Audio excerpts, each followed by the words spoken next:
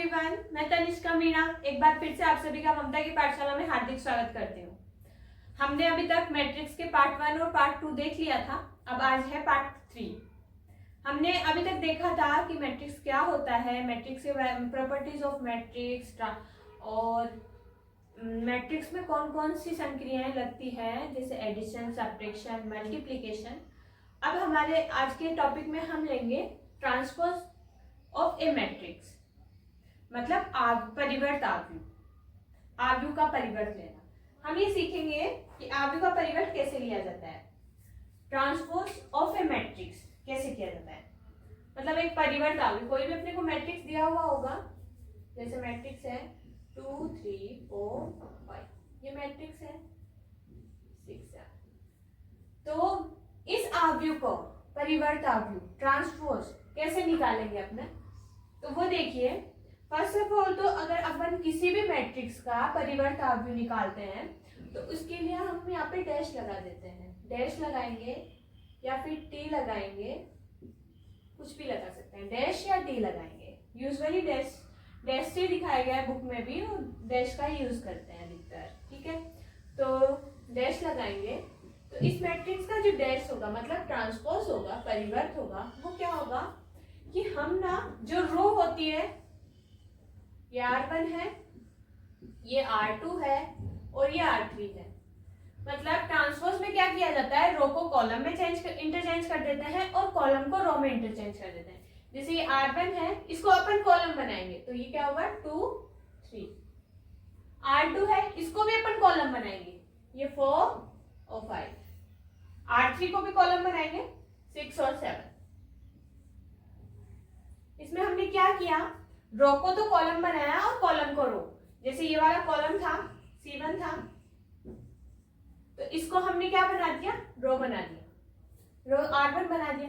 मतलब जब भी हम किसी भी मैट्रिक्स में रो को और कॉलम को इंटरचेंज कर देते हैं तो वो हो जाता है उस मैट्रिक्स का परिवर्त आव्यूह, मतलब ट्रांसपोज ऑफ ए मैट्रिक्स। मतलब अपने पास ये जो मैट्रिक्स था, इसका ट्रांसपोज क्या निकला, ये। अब इसका ऑर्डर देखते हैं। इसका ऑर्डर क्या था अपने पास, इसमें रो कितनी है 1 2 3 और कॉलम कितना है 2, तो ये हो गया 3/2। लेकिन इस वाले मैट्रिक्स का ऑर्डर 3/2 नहीं है। इसका मैट्रिक्स का ऑर्डर क्या होगा 1 2 और ये 1 2 3। मतलब ये होता है कि किसी भी आव्यूह का अगर परिवर्त आव्यूह निकालते हैं या ट्रांसपोज निकालते हैं तो उस आव्यूह का जो ऑर्डर होता है ना, वो भी इंटरचेंज हो जाता है। मतलब जैसे ये 3/2 था तो ये 2/3 में चेंज हो जाएगा, 4/2 होगा तो वो हो जाएगा 2/4 में चेंज, ठीक है। मतलब रो की जगह कॉलम हो जाएंगे और कॉलम की जगह रो हो जाएगा, ठीक है। ये इजी सा टॉपिक था, कुछ नहीं है इसमें ज्यादा दिक्कत। इसका एक और एग्जांपल करवा देती हूँ मैं।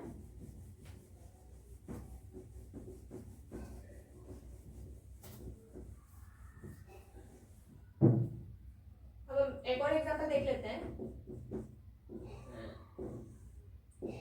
4 6 7 8 9 4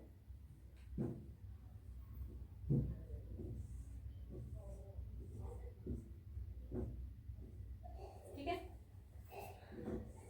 अब इसका परिवर्त आव्यूह निकालना है, इसका ट्रांसपोज निकालना है। इसको मान लिया ए कंसीडर कर लिया, तो ए डैश क्या होगा, A dash equals to A transpose equals to क्या होगा, इसके जो भी रो है उनको कॉलम में इंटरचेंज करेंगे और कॉलम को रो में चेंज कर देंगे, ठीक है। तो इसमें रो क्या है 4 और -6, तो ये कॉलम में चेंज हो जाएगी, ये 4 ये -6। यहाँ क्या है -7 और 8 R2 में, ये C2 में चेंज हो जाएगा, -7 8। ये क्या है 9 और 4 R3 है, ये C3 में चेंज हो जाएगा, 9 देन 4। ये क्या है 3 और -4, ये R4 है, ये C4 में चेंज हो जाएगा, 3 और -4। इसका ऑर्डर अपने पास क्या था 4/2, ऑर्डर में इंटरचेंज होगा तो ये क्या हो जाएगा 2/4। आप चेक कर सकते हो, देखो रो कितनी आ रही है इसमें 2 और कॉलम कितना है 1 2 3 4, तो ये 2/4, ठीक है। ऐसे निकालते हैं अपन ट्रांसपोज। अब हम ट्रांसपोज की हेल्प से ये पता करेंगे कि एक सममित आव्यूह क्या होता है और एक विषम सममित आव्यूह क्या होता है। एक सिमेट्रिक मैट्रिक्स और स्नोमेट्रिक मैट्रिक्स।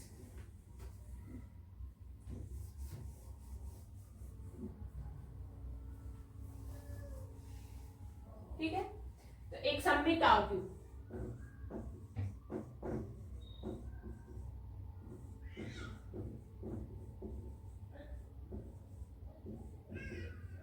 सममित आव्यूह क्या होगा, एक ऐसा आव्यूह जिसका फर्स्ट ऑफ ऑल तो ये जो सममित आव्यूह होगा वो एक स्क्वायर मैट्रिक्स होगा। स्क्वायर मैट्रिक्स क्या होता है, वर्ग आव्यूह, मतलब जिसमें रो और कॉलम की संख्या समान हो। मतलब इसका ऑर्डर 2x2 हो सकता है, 3x3 होगा, 4x4 होगा, मतलब जिसमें रो और कॉलम की संख्या समान होगी वो होगा एक स्क्वायर मैट्रिक्स। तो फर्स्ट ऑफ ऑल सममित आव्यूह और विषम सममित आव्यूह दोनों ही एक स्क्वायर मैट्रिक्स होते हैं। मतलब स्क्वायर मैट्रिक्स में ही पता लगाया जा सकता है कि ये स्क्वायर सममित आव्यूह है या नहीं है। ठीक है, फिर उसके बाद में ये देखते हैं अपन किसी भी स्क्वायर मैट्रिक्स का 2 3 4 5 6 9 4 3 2, जैसे मैंने ऐसे ही लिखा है एग्जांपल नॉर्मली। इसका अगर अपन ट्रांसपोज करेंगे सभी आव्यूह, ये जरूरी नहीं है कि कोई भी स्क्वायर मैट्रिक्स हो वो या तो सममित हो या विषम सममित, ये कोई जरूरी नहीं है, कंपल्सरी नहीं है। कुछ मैट्रिक्स सममित होंगे, कुछ विषम सममित होंगे, कुछ दोनों ही नहीं होंगे। ठीक है, जैसे कि ये वाला जो मैट्रिक्स है ये ना तो सममित आव्यूह है ना विषम सममित आव्यूह है। ठीक है, इसका ट्रांसपोज करेंगे तो क्या होगा, 2 3 4 5 6 9 4 3 2, ये हो जाएगा इसका परिवर्त आव्यूह ट्रांसपोज। अगर हम इसी टाइप से एक सममित आव्यूह, कोई भी मैट्रिक्स होगा अगर वो सममित होगा, कब होगा वो सममित, 2 3 4 9। ठीक है, ये एक मैट्रिक्स दे रखा है मेरे पास कोई, इसका मैं ट्रांसपोज लूंगी। इस वाले मैट्रिक्स का अगर मैं ट्रांसपोज लूंगी तो क्या आएगा, 2 3 4, पहले रो लिखा है मैंने 2 3 और फिर 4, अब सेकंड रो लिखेंगे C1 की जगह 3 6 और 9, फिर लिखेंगे 4 9 देन 2। ठीक है, मैंने इसका ट्रांसपोज लिया है, पहले रो ये C1 है, ये R2 C2 है, R3 C3, लेकिन ये दोनों इक्वल है। आप देख सकते हैं 2 3 4 2 3 4, 3 6 9 3 6 9, 4 9 2 4 9 2। मतलब हमने इस मैट्रिक्स का परिवर्त आव्यूह निकाला, ट्रांसपोज निकाला, लेकिन फिर भी ये मैट्रिक्स इस मैट्रिक्स के इक्वल है, परिवर्त आव्यूह इस मैट्रिक्स के इक्वल है। अगर जब ऐसी कंडीशन होगी कि कोई भी वर्ग आव्यूह उसके परिवर्त लेने पर वो सिंपल मैट्रिक्स के भी इक्वल होगा, तो ऐसे मैट्रिक्स को हम बोलते हैं सममित आव्यूह, सिमेट्रिक मैट्रिक्स। ठीक है, ये हो गया एक टाइप का सममित आव्यूह। अब हम देखते हैं विषम सममित आव्यूह क्या होता है। एक ऐसा आव्यूह जिसका ट्रांसपोज लेने पर ये वाला मतलब मुख्य विकर्ण ये होगा, मेन डायगोनल ये होगा, मेन डायगोनल के सभी एलिमेंट तो जीरो हों, मेन डायगोनल के सभी एलिमेंट तो जीरो हों। ये लिख दूं मैं, विषम सममित आव्यूह के लिए बता रही हूं मैं।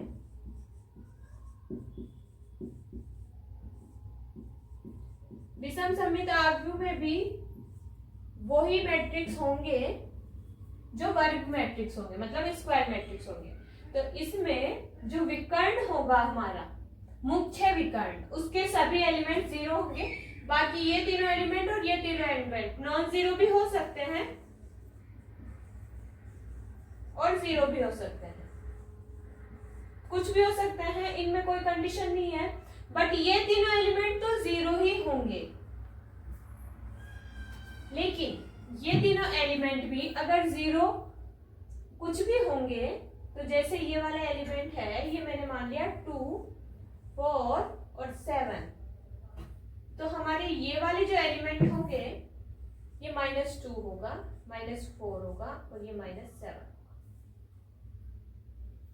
किसी भी मैट्रिक्स का हम ट्रांसपोज करेंगे तो हमारे पास इस टाइप से वो मैट्रिक्स मिलेगा, मतलब उसके मुख्य विकर्ण के एलिमेंट्स 0 होंगे, बाकी मुख्य विकर्ण के जो ऊपर वाले एलिमेंट होंगे वो या तो पॉजिटिव होंगे सारे या फिर नेगेटिव होंगे।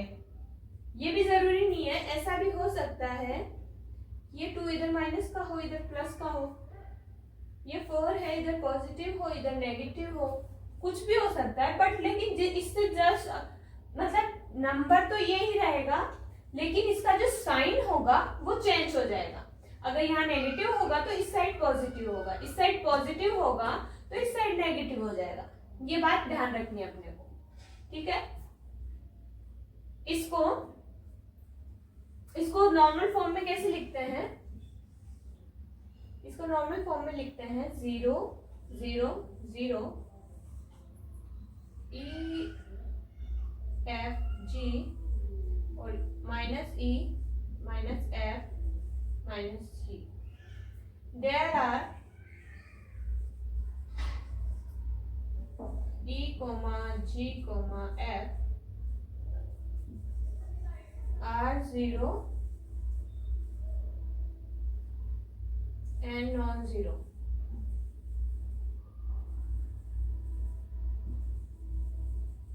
नॉन-जीरो नंबर मतलब ये EFG कोई भी नंबर हो सकता है, लेकिन बस इन दोनों के साइन अपोजिट होंगे। अगर ये वाला नेगेटिव है तो ये वाला पॉजिटिव हो जाएगा, ये पॉजिटिव है ये नेगेटिव है तो ये पॉजिटिव, ये पॉजिटिव है तो ये नेगेटिव, ठीक है।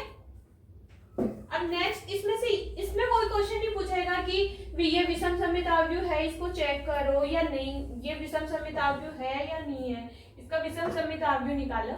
हमसे क्वेश्चन पूछेगा, कोई मैट्रिक्स देगा, कोई सिंपल सा एक मैट्रिक्स देगा, उसमें ये पूछेगा कि इस मैट्रिक्स को हमें दो मैट्रिक्स के योगफल के रूप में, एक विषम सममिताव्युह और एक सममिताव्युह के योगफल के रूप में दिखाना होगा उसमें मैट्रिक्स को।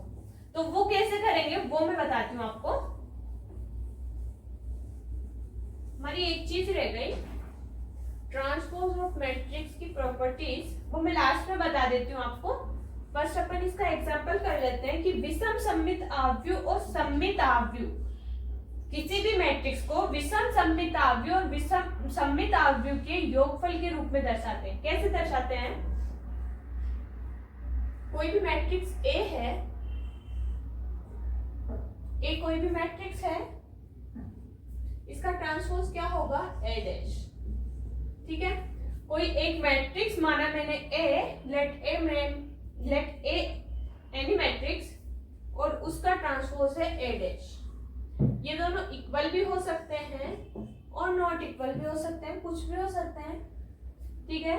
देन उसके बाद हम क्या चेक करेंगे कि ये जो मैट्रिक्स हैं इनको हम एक बार तो सममिताव्युह के रूप में लिखेंगे और एक बार विषम सममिताव्युह के लिए। तो सममिताव्युह के लिए क्या होता है? सममिताव्युह के लिए होगा कि ये जो हम P निकालेंगे सममिताव्युह के लिए, P निकालेंगे, P क्या होगा? Half A plus A dash. ये होगा अपने पास P half A plus A dash. Half में A क्या होगा? कोई भी अपना जो मैट्रिक्स होगा वो, उसका ट्रांसपोज निकालेंगे अपन, वो उन दोनों का एडिशन होगा और उसको मल्टीप्लाई करेंगे हाफ से, वो निकलेगा अपने पास P। देन Q निकालेंगे, Q क्या निकलेगा? Half A minus A dash. वो ही अपना मैट्रिक्स है, उसका ट्रांसपोज निकालेंगे, उन दोनों का सब्ट्रैक्शन करेंगे, उन दोनों का, फिर उसके बाद में उसको हाफ से डिवाइड करेंगे। तो ये अपने पास सममित और ये विषम सममिताव्युह के लिए होगा। ये विषम सममिताव्युह के लिए होगा। देन हम जब P प्लस Q करेंगे, तो जो इन दोनों का एडिशन होगा वो हमारे इक्वल किस चीज के आएगा, एक मैट्रिक्स के मैं आपको बोल ही देती हूँ कि इन दोनों का जो योगफल आएगा वो एक मैट्रिक्स के विषम आव्यूह और एक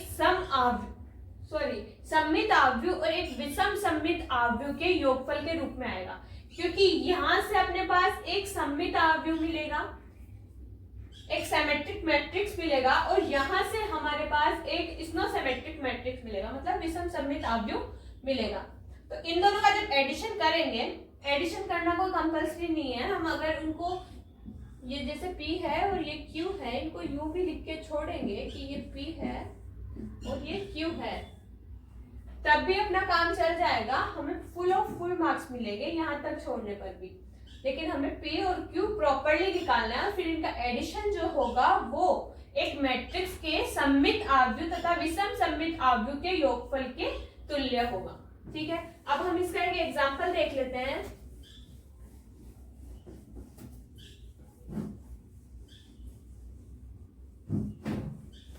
एग्जांपल में यूं ही ले रही हूं, कुछ भी ले सकते हैं एग्जांपल, कोई कंपल्सरी नहीं है।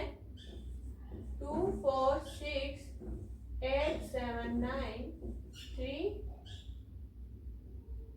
8 5। ठीक है, मैं इसमें 2 साइन नेगेटिव लेना चाहूंगी, कोई भी ले सकते हैं, मैं ये 3 साइन नेगेटिव ले रही हूँ इसमें। ये अपने पास दे रखा है, इसको मैंने कंसीडर कर लिया A।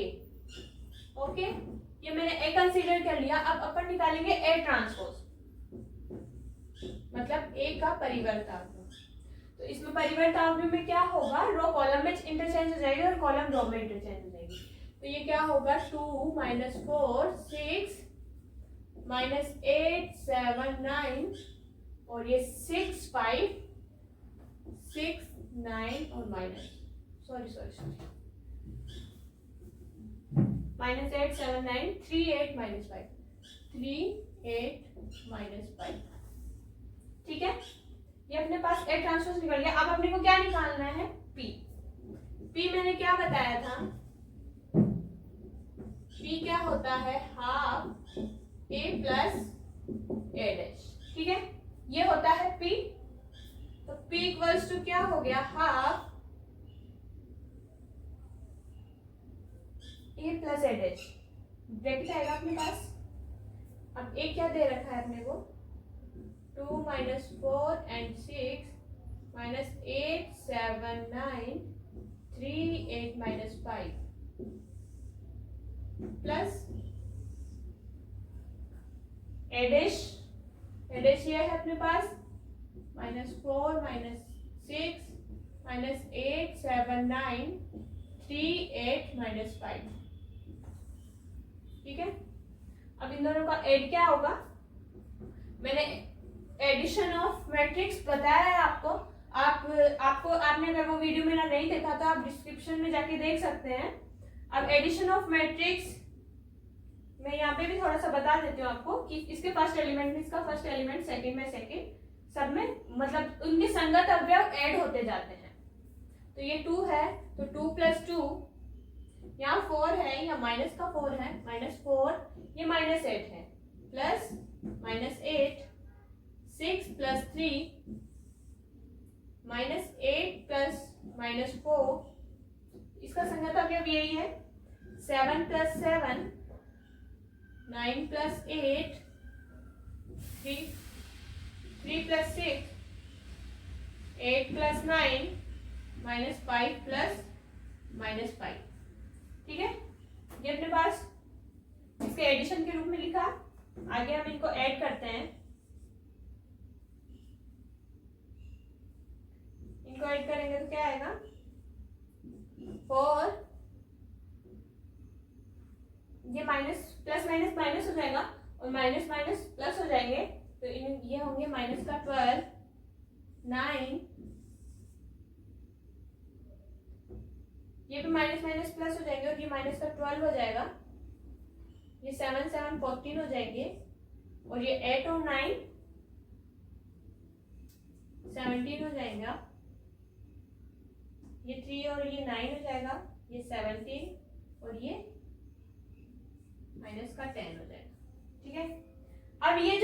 मैट्रिक्स बन रहा है आप लोग देख सकते हो, ये अपने पास एक सममित आव्यूह में क्या कहा था, ये जो मुख्य विकर्ण होगा इसके ऊपर के एलिमेंट और नीचे के एलिमेंट, इनका ट्रांसपोज लेने पर ऊपर के एलिमेंट और नीचे के एलिमेंट इक्वल होंगे। इनका ट्रांसपोज लेंगे अपन इस अगर मैट्रिक्स का, तो ये है ना वापस वही आ जाएगा, इसका ट्रांसपोज इस मैट्रिक्स के इक्वल होगा। देखो ये 12 है, यहाँ भी 12 है, ये दोनों एलिमेंट इक्वल होने चाहिए, ठीक है। ये 9 इसके इक्वल होना चाहिए और ये 17 इसके इक्वल होना चाहिए। विकर्ण आव्यूह में विकर्ण में कोई भी एलिमेंट हो सकता है। तो अब हम इसको देखेंगे कि ये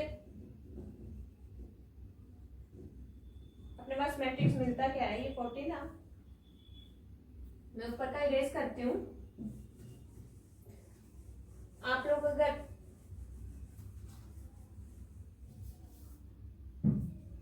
तुम्हारे पास ये क्या मिलेगा, अब मैं ना 1/2 को इसी में डिवाइड भी कर रही हूँ, यही डायरेक्ट डिवाइड करेंगे, ये 2 हो जाएगा फर्स्ट 2, ये कितना था 12 है, सॉरी ये 12/12 से करेंगे तो -6, ये हो जाएगा 9/2, ये हो जाएगा -6, ये हो जाएगा 7, ये हो जाएगा 7/2, सॉरी हाँ ये हो जाएगा 9/2 और ये हो जाएगा, ये 17 है या 7 है, सॉरी ये वो इरेज हो गया था, ये 17 है, तो ये हो जाएगा 17/2 और फिर ये लास्ट हो जाएगा -5, ठीक है। तो ये अपने पास एक मिला है सममित आव्यूह। उसके बाद अपन निकालेंगे Q, तो मैं इसी में कर रही हूँ Q। आप लोगों को अगर स्क्रीनशॉट वगैरह कुछ लेना है तो आप ले सकते हो। अब हम इसमें निकालेंगे Q,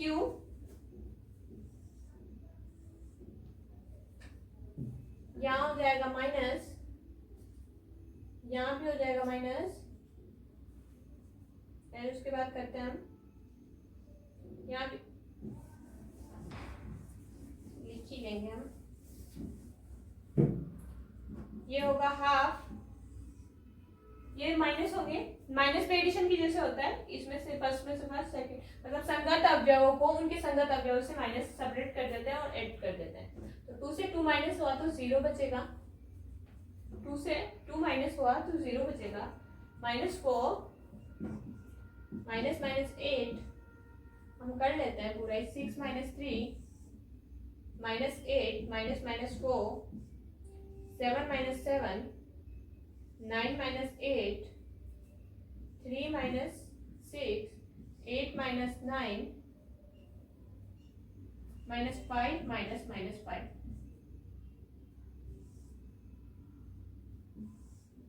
ठीक है। देन उसके बाद इसको थोड़ा सॉल्व करेंगे तो अपने पास क्या मिलेगा, ये 0, ये माइनस माइनस प्लस हो जाएगा, प्लस माइनस माइनस, तो ये +4 मिलेगा अपने पास, यहाँ 3 मिलेगा, यहाँ पे भी 4 मिलेगा, यहाँ 0 मिलेगा, यहाँ पे 1 मिलेगा, यहाँ 3 1 और ये 0, ठीक है। तो अपने पास ये वाला जो मैट्रिक्स आया इसमें देख लो मुख्य विकर्ण के सभी एलिमेंट 0 है, 0 है, मुख्य विकर्ण के सभी एलिमेंट 0 हैं। और एक मिस्टेक हो गई मेरे से थोड़ी सी, यहाँ माइनस आएगी, ये तीनों एलिमेंट माइनस का आएंगे क्योंकि एक माइनस का बड़ा है तो माइनस का चिन्ह आएगा, इसमें भी 6 बड़ा है, इसमें 9 बड़ा है, तो माइनस के साइन आएंगे, ठीक है। ऊपर वाले एलिमेंट और नीचे वाले एलिमेंट इक्वल हैं लेकिन इनके साइन डिफरेंस है, ये पॉजिटिव है तो ये नेगेटिव, ये पॉजिटिव ये नेगेटिव, ये नेगेटिव ये पॉजिटिव, ठीक है। अब हम इसको डिवाइड करेंगे 1/2 से, मैं यहां लिख देती हूँ, 0 से करेंगे तो 0, इससे करेंगे तो ये 2 और ये 3/2, ये करेंगे तो -2, ये होगा 0 और ये 1/2, ये होगा -3/2, ये होगा -1/2 और ये होगा 0, ठीक है। तो ये अपने पास किसकी फॉर्म में हो गया, P + Q की फॉर्म में, ये होगा अपना P + Q, ठीक है। तो P + Q अपन सॉल्व आउट कर यहाँ तक भी छोड़ सकते हैं और इनका एडिशन करके भी दिखा सकते हैं। यहाँ तक छोड़ेंगे तो भी सही है, एडिशन करते हैं तो भी सही है। तो आप यहीं तक छोड़िए, ये यहीं तक छोड़ने पर वो ये क्वेश्चन में यही पूछता है कि इसके योगफल के रूप में दर्शाइए। मतलब इनका एडिशन के रूप में बस इनको लिखना है, इनका एडिशन नहीं निकालना। और कभी पूछे कि इनका एडिशन निकालना है तो बस इनको ऐड कर देना है, जैसे पेपर नीचे सॉल्व आउट किया था। ठीक है, अब आज की क्लास हम यहीं तक करेंगे।